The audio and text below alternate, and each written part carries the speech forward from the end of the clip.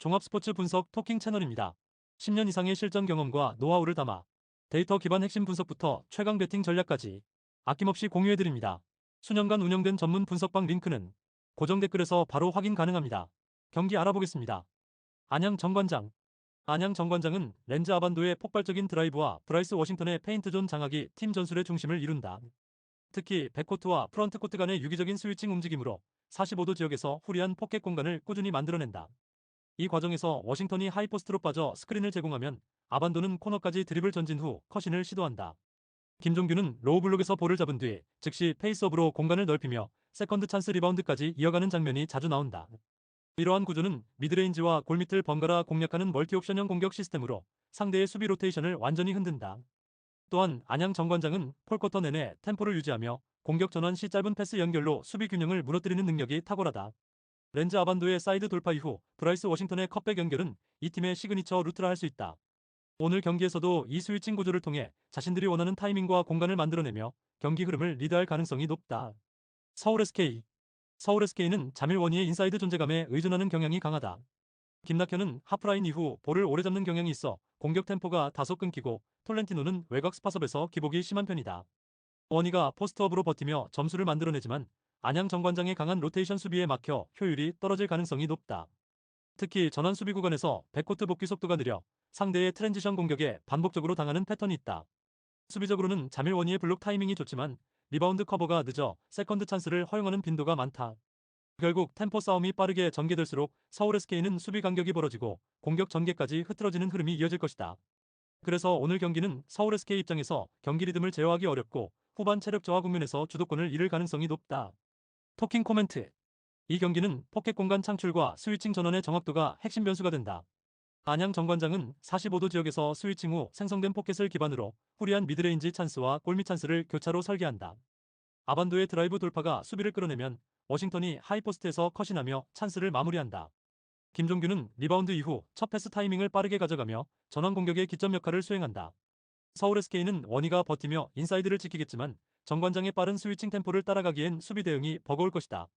특히 3쿼터 이후 체력 저하 구간에서 백라인 로테이션이 무너지면 정관장이 다시 한번 페인트 존을 지배할 가능성이 크다. 그래서 템포 유지와 공간 활용에서 한 수 위인 안양 정관장이 경기 주도권을 잡을 것이다. 서울 SK는 외곽 의존도가 높아질수록 오히려 실책 위험이 커지고 수비 전환이 늦어질 것이다. 결국 스위칭의 완성도와 페인트존 효율성에서 우위를 보이는 안양 정관장이 홈에서 완승 흐름을 이어갈 가능성이 높다. 토킹 추천 배팅. 승패 안양 정관장 승 강추. 언더오버 오버 조율. 다음 경기 알아보겠습니다. 현대캐피탈. 현대캐피탈은 레오나르도 레이바와 허수봉의 콤비네이션을 중심으로 공격 루트를 다양화하고 있다. 두 선수는 이동 공격 패턴을 통해 상대 블로킹 벽을 교묘하게 피하며 스파이크 포켓을 형성해 득점 효율을 극대화한다. 세터 황승빈의 볼 배급 타이밍도 뛰어나며 속공과 백어택 간 전환 템포가 빠르다. 바야르사이아는 후위에서도 강력한 서브와 디그 커버로 안정감을 더하고 있다.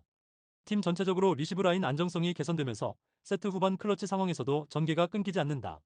특히 최근 경기에서는 코트 밸런스 유지 능력이 돋보이며 수비에서 공격으로 이어지는 전환 속도가 리그 상위권 수준이다. 이제 현대캐피탈은 세터의 분배 센스와 윙스파이커들의 탈압박 움직임을 통해 우리카드의 수비 간격을 흔들어 놓을 가능성이 높다. 결국 빠른 템포와 조직적 패턴으로 상대를 몰아붙이는 구도다. 우리카드. 우리카드는 알리를 중심으로 한 중앙 집약형 공격이 핵심이다. 알리는 강력한 타점을 기반으로 오픈과 중앙 속공을 번갈아 구사하지만 리시브 라인의 흔들림이 자주 발생한다. 이상현은 안정된 세트 능력을 갖췄지만 측면으로의 빠른 볼 전개가 늦어 공격 템포가 일정하지 않다. 박진호와 아라우조는 블로킹에서 높이를 유지하지만 전위와 후위 간 커버 타이밍이 맞지 않아 세트 후반 실책이 잦은 편이다. 또한 강서부 리시브에서의 흔들림이 이어지면 세터 연결 타이밍이 무너지며 공격 루트가 단조로워진다.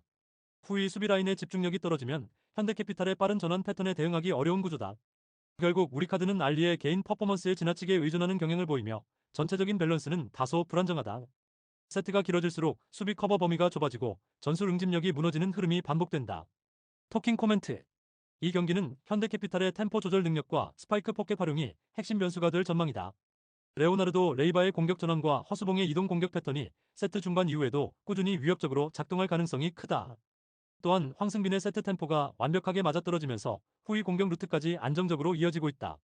반면 우리카드는 알리의 높이에 의존하지만 리시브 라인 붕괴 이후에는 대응책이 마땅치 않다.